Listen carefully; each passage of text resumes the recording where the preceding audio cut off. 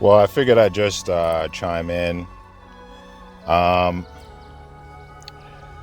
I guess what I was something I actually felt when I was playing the other day, and I was playing with one of my preset teams, like one of my Fuha preset teams. If I could just manage to get to some place to pull that up, and I forget which team it was. I changed my fun team around or my mixed elemental team around to being as close to Fuha centric as I could get it, and still trying to keep individual, I want to say individual, but trying to keep, unique battlesuit types, no duplicates. So, I still have a lightning, fire, and ice, and they're all battlesuits of different types. But anyway, I was playing with a team that was with two Fuhas on it, and I was just really having a good time with just playing with Fuha. And Fuha is my favorite character, and that's what really made it enjoyable. I've been working towards getting like my Fuha characters built up, and being able just to play with what I've built on the same team was just a rather enjoyable experience. I forgot what. Oh, I know what it was. I was doing I think it was in the Senka Saga, because like once you, let's say, defeat, or once you, I guess you can't see it now, but once you get to a certain point, you could go back and do a stage, and then you get to choose your preset teams. And when I did that, I was just playing with my, Fuha centric team, and it was just chill. It was just fun. I was like, I'm having a good time. So, that's where the real, you could say, value in this game or any game comes into play. And what I try to encourage people to do is, whatever you invest into as far as your effort, time, and any real world money, invest it into something you enjoy in whatever game you're playing. It shouldn't, if you're investing any, like, again, effort, time, or any real world money, it shouldn't be because you feel like you need to or because you're trying to compete. I mean, if you enjoy, if that's how you have fun, is trying to be like number one, even if that means you have no real, um, let's say, individuality in your team and equipment. In other words, your team and equipment will just be whatever is the latest and greatest, which everyone else who's trying to compete will have. If that aspect doesn't bother you and you're just like, nope, I just want to be number one and that's how I have fun, then go for it. But if you're new to, if I won't say if you're new to the game, but if you're playing this game and for whatever the reasons you're like, yeah, I'm getting this because I'm trying to be the best, but it's not what you're really having fun at, or if you're like, well, I'm playing this game and I'm just trying to, what I'm saying, do this and that because that's what the game's telling me to do, and you're not having fun, then I suggest you don't do that. I suggest that you find out, if you can't find anything in the game that you're like, what, I actually just really enjoy this or that or these things about the game. If you can't find any of that, then I just say stop playing the game.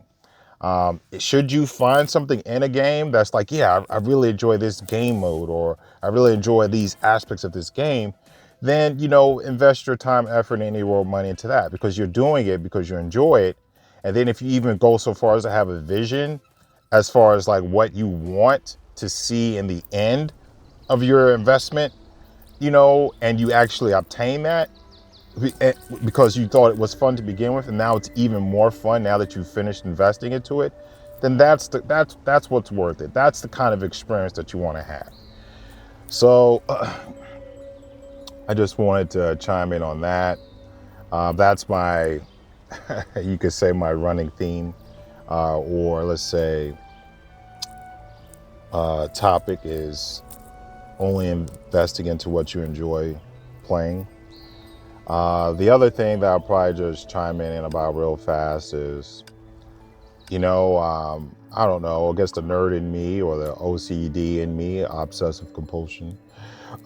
um, I'm like, I don't want to have any wasted weapons. Nothing should go unequipped. So in that train of thought, I'm planning on just salvaging Skoll and Hati. I currently am using the Ranger's Gauntlets on Valkyrie HI3rd, and I could use that on her for the physical DPS. This weapon provides when it's fully upgraded, it provides a 30% physical damage buff when you use the weapon active. Ranger's Gauntlets, fully upgraded. 30% total damage multiplier for 9 seconds. Also, too, if any other characters have the Ranger weapon, it doesn't say if it has to be 2 other people on team or 1. It just says if any other teammates. This character takes 20 plus ice damage. If other teammates are equipped with Ranger series weapons, then character gains 15% physical damage for 7 seconds when deployed. So,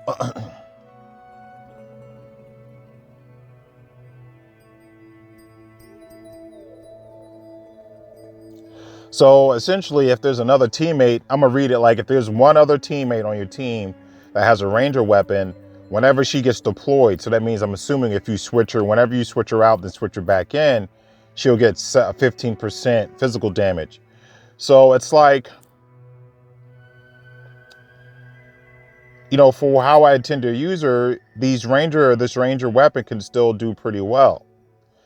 Or I should say, can still allow me to, you know, defeat a Memorial Arena boss. And then I decided to go ahead and put the, I forgot the name of the weapon. Grips of Taichuan. I could put that on Night Squire. And because of how it works, you know, basic combo burst attacks and switch QTE skills, you know, Night Squire has all of those. So if I switch in Night Squire and then start doing combo attacks and then go right into a burst, you could get up to potentially 32% total damage multiplier, which will be very close to, you know, what she had on her previous weapon. And then of course, any enemies that are not immune to elemental damage, she does 1,500 fire damage. So it's like, you know, she can still, you know, these fists can still make do for where I'm using Night Squire. So since I have alternative weapons, and all because of that, the reason why I'm looking for alternative weapons is because I have let's say a stronger physical DPS in Hershey of Sentient. It's like I mentioned before, I just don't really have a need to have other characters like decked out or in, I guess, gacha equipment where I have, let's say, suitable replacements or better replacements. And in this particular case, it's for the Fuha classic characters. I mean, again, that logic doesn't really apply for the Sakura characters because I have a fire replacement in Fuha, I have a lightning replacement in Fuha, and I have an ice replacement in Sarcasm Nyx. The only reason why these characters have their weapons is because mainly, you know, I found them interesting to play. And for what they can do, I don't really have a Fuha that can, let's say, like replace them, what they can do, what they can provide. Like I don't have a Fuha that can provide like a lightning damage buff, what this HI3rd can do. And I don't have a Fuha that can, with a weapon, that can make an enemy, what is this? Deal secret stats, enemies will be paralyzed. Enemies will be paralyzed, lightning principle. Let's see.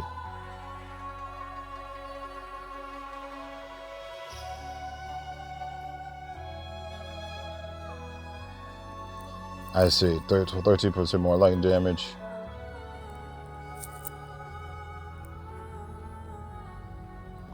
So you know, they take more lightning damage, 13%. They don't do the Soul Razor. So it looks like, you know, she could apply a debuff from the weapon and she could apply a debuff from her ultimate, you know, so I figured, all right, what the hell. And then for Yai Sakura, you know, her weapon, it's pretty good for dealing with the, like for, what is it, the Hersher, what is it, Hersher of Ice? I forgot what her name is. Runestar, Hersher of Runestar. And she can deal with those little ice thingies that come up that you have to break pretty well if there's only 2 of them. Maybe for 3 as well. You know, she could ignite pretty easily just from her attacks. And then you got Yais, I guess, Gushinsa Memento. And, you know, she's an ice damage dealer, a mech ice damage dealer, which is, if I'm not mistaken, one of 2 mechanical or mech battlesuit ice damage dealers. So to have an alternative, and you know, for a while she was doing pretty good compared to Hersher Reason. And you know, her weapon active can freeze enemies. And that's really beneficial for, you know, enemies with a rhyme gauge. Also too, her ultimate adds a lot of ice, let's say ice trauma or rhyme trauma. Strong. So, you know, the Yai Sakuras, not only are they kind of cool and fun to play, but they also too, even though I have Fuwas in most cases to do their kind of damage, they still provide something unique should you play with them. Whereas with the physical Fuhas, they just basically do damage. There's no real super benefit that they provide that's really unique, that's not being handled better by Hersher of Sentience. So that's the reason why to, you know, move away from Skoll and Hati so I can achieve my OCD goals of having every piece of equipment equipped. So that's the logic behind that. Skoll and Hati was a very good weapon. It served me very well. And I remember there was a time when you were very much sought after. Thank you for your service, Skoll and Hati. Thank you.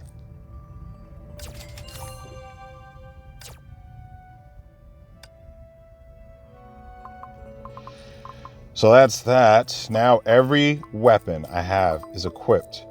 And I have a nice, clean, let's say,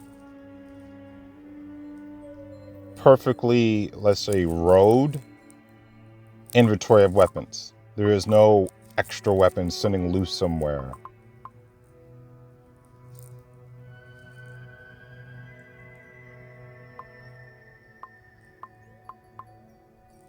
And that'll be the case until they come up with a new character that I cannot choose to acquire, that I'm forced to acquire or forced to take. And pretty soon I'll have a pretty even box for Stigmatas once I get the last piece of Anna Shariah. Awesome. OCD satisfied. Well, I guess the last thing I'll chime in about is the Elysian Realm. You know, they made it so this way when you do the battlefield and you do sequence real, or I'm sorry, let me correct myself. When you do sequence dangerous, is that on some of the floors where you would either, let's say, fight a boss, or I think I saw on all the floors where you fight a boss. On all the floors where you fight a boss, and on one of the floors, on the first floor, on the fourth floor, where you would get your first chance to, you know, do a time challenge and get an extra, let's say, sigil or signet, they put a Elysia portal only. Also, too, like I said, for the bosses, they're Elysia only portals, meaning you have more opportunities to actually get the hero specific, signets or sigils that will allow you to, really unlock the playable character's potential. That's really important because it was, on the previous floors, okay, it's randomized, okay, it's not a big deal.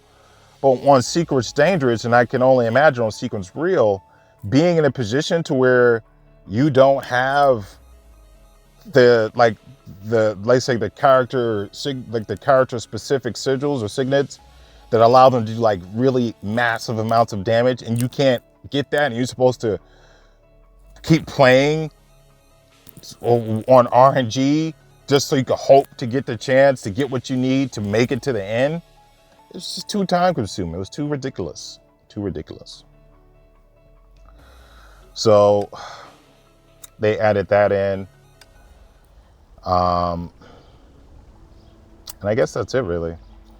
I recorded myself clearing floor 16 and seeing, and then after you clear floor 16, there's clearly, or not say clearly, but there's a floor 17. So I attempted that. On floor 17, you just gotta fight Elysia. So I'll just tack that on the end. All right, I guess that's it for this video. You can stick around to see the gameplay for what comes after floor 16 in Elysian Realm.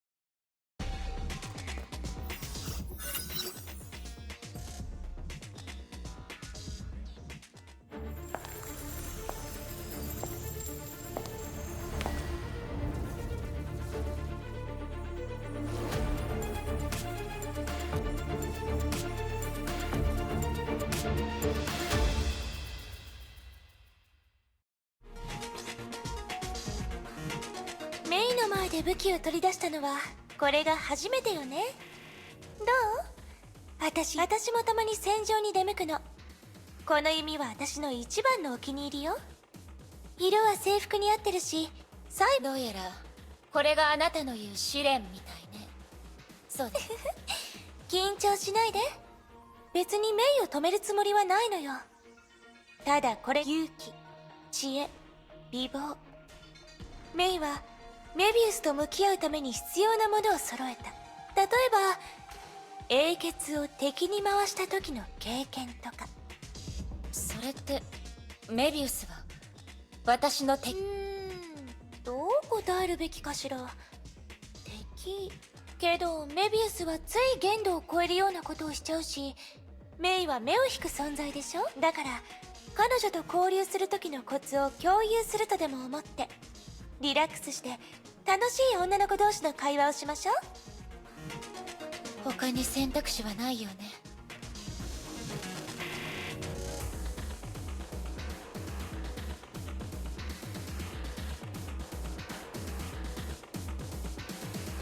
いいでしょう。私にとってもチャンスだから。ケビンと肩を並べていた第2位がどんな人か見させてもらう。あら、そんなに褒められると恥ずかしくなるわね。まあケビンと比べたら私は多分少し弱いと思うけど。だけど頑張る。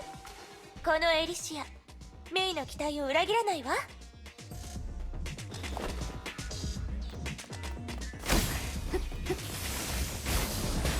やっお目覚め。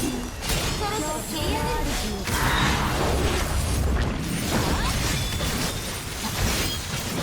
よっ極寒爆風。可愛い物語にできないことはない。いや、これ以上戦ったら泣くからね。この競争のありがたく受け取ってちょうだい。いや、はい、これでいいわね。可愛い物語にできないことはない。その花ありがたく受け取ってちょうだい。おまけに競争の主よ。よっ、可愛い物語にできないことはない。申し訳ありません。職務を全うできませんでした。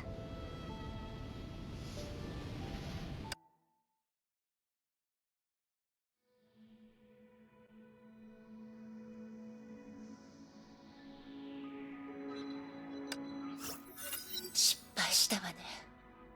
エリシアが帰ってこないということは、試練はまだ終わっていないのかしら。